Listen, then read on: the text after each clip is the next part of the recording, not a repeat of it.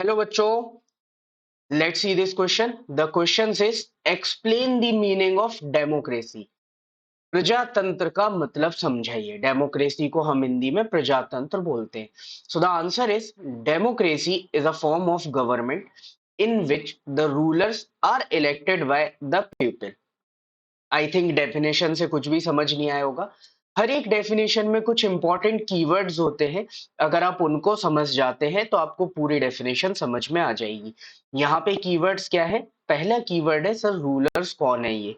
दूसरा कीवर्ड है इलेक्शन कौन से हो रहे हैं, कैसे इलेक्ट हो रही है। और थर्ड कीवर्ड है लोग, कौन से लोग यहाँ पे इलेक्ट करके ला रहे हैं। अगर हमें ये तीन कीवर्ड समझ में आ जाते हैं तो हम डेमोक्रेसी का मतलब भी समझ जाएंगे। तो सबसे पहले अगर हम बात करें डेमोक्रेसी वर्ड की, तो डेमोक्रेसी जो वर्ड है ये दो वर्ड से मिलके बना हुआ है, demo plus Kratos. Demo plus Kratos ये एक ग्रीक वर्ड है डेमोक्रेसी। डेमो का मतलब होता है प्यूपिल, लोग, और क्रेटोस का मतलब होता है पावर। तो ऐसे लोग जिनके हाथ में पावर है उसको बोला जाता है डेमोक्रेसी। तो यहाँ पे तो पूरी पावर आपने किसके हाथ में रख दी? लोगों के हाथ में, पीपल के हाथ में, जो हमारे देश के सिटीजन्स है उनके हाथ में। तो ऐसा सिस्टम जहां पे उस देश के सिटीजन्स के पास पावर होती है उसको हम डेमोक्रेसी बोलेंगे। अब बोलने से तो कुछ नहीं होता, पावर दिखेगी कैसे यहाँ पे? तो पावर देखने के लिए आपको इन कीवर्ड्स को समझना पड़ेगा। सबसे पहला कीवर्ड है सर रूलर्स। रूलर्स कौन होते हैं यहाँ पे? तो एंशियंट टाइम में रूलर्स कौन हुआ करते थे? तो एक किंगडम को जो रूल करता था उसको हम रूलर्स बोलते थे, दैट इज किंग। अब किंगडम्स तो होते नहीं, अब नेशंस होते हैं, है ना? तो नेशन का हेड कौन होता है? तो किसी नेशन में प्राइम मिनिस्टर होता है, कहीं पे प्रेसिडेंट होता है, कहीं पे दोनों ही यहाँ पे अवेलेबल होते हैं। हमारे देश का हेड कौन है? तो हमारे देश का हेड जो है वो प्रेसिडेंट है। ठीक है। तो अब प्रेसिडेंट लेकिन किसकी एड एंड एडवाइस पर काम करता है? प्राइम मिनिस्टर की। प्राइम मिनिस्टर और उसके मिनिस्टर्स जो भी बोलेंगे उसी के अकॉर्डिंग यहाँ पे हमारे देश का जो प्रेसिडेंट है वो काम करेगा। तो एक्चुअल में हेड कौन माना जाएगा फिर? प्राइम मिनिस्टर, क्योंकि सारे डिसीजंस यही ले रहा है। तो ये रूलर्स हुए। अब बात करते हैं सर इलेक्शन की। तो आपने देखा होगा कि हमारे यहाँ पे हर 4-5 साल में इलेक्शंस होते हैं। अब आपको लेकिन हर साल ही कोई इलेक्शन देखने को मिलता है, क्योंकि स्टेट में अलग अलग इलेक्शंस भी होते हैं, पंचायत के भी होते हैं।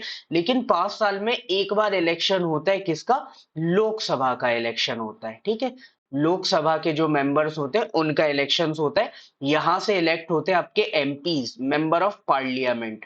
अब इसमें जो लार्जेस्ट पार्टी होती है, जिसके सबसे ज्यादा एमपी होते हैं, उसका जो लीडर होता है उसको बनाते हैं हम प्राइम मिनिस्टर। बट कंडीशन एक है कि लोकसभा में जैसे 545 सीट्स है, तो जो भी लार्जेस्ट पार्टी है उसके पास मिनिमम 273 सीट्स होनी चाहिए।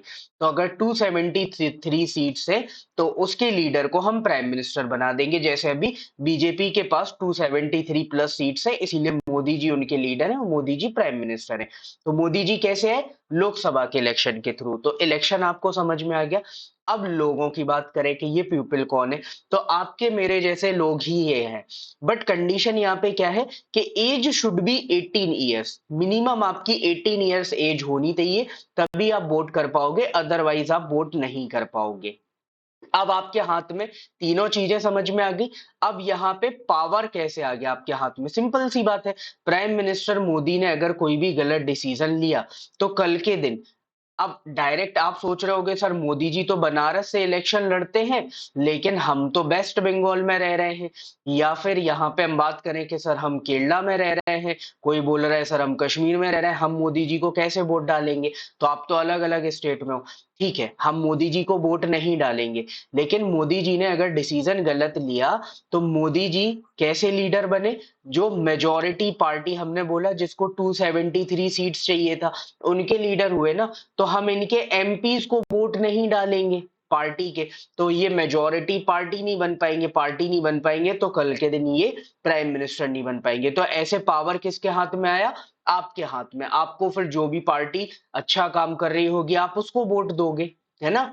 जो पार्टी अच्छा काम कर रही है आप उसको वोट दोगे, उसके 273 मेंबर्स को आप जिताओगे अपनी अपनी कॉन्स्टिट्यूएंसीज में, तो वो पावर में आ जाएगा। तो ऐसे ये पावर किसके पास आ गया? पूरा सिटीजन्स के पास। सिटीजन्स ही डिसाइड करेंगे कौन प्राइम मिनिस्टर बनेगा, कौन नहीं बनेगा। तो डेमोक्रेसी में क्या होता है, पब्लिक का रूल होता है, और पब्लिक डायरेक्ट फॉर्म में भी रूल कर सकती है, इनडायरेक्ट फॉर्म में भी कर सकती है। हमारे यहाँ पे कैसे कर रहे हैं, इनडायरेक्ट फॉर्म में, कि हम खुद जाके रूल नहीं कर रहे हैं, हमने अपना एक representative by the way of election यहाँ पे इलेक्ट कर दिया है, और वो हमारे यहाँ पे रूल कर रहा है। तो hope you understood it well.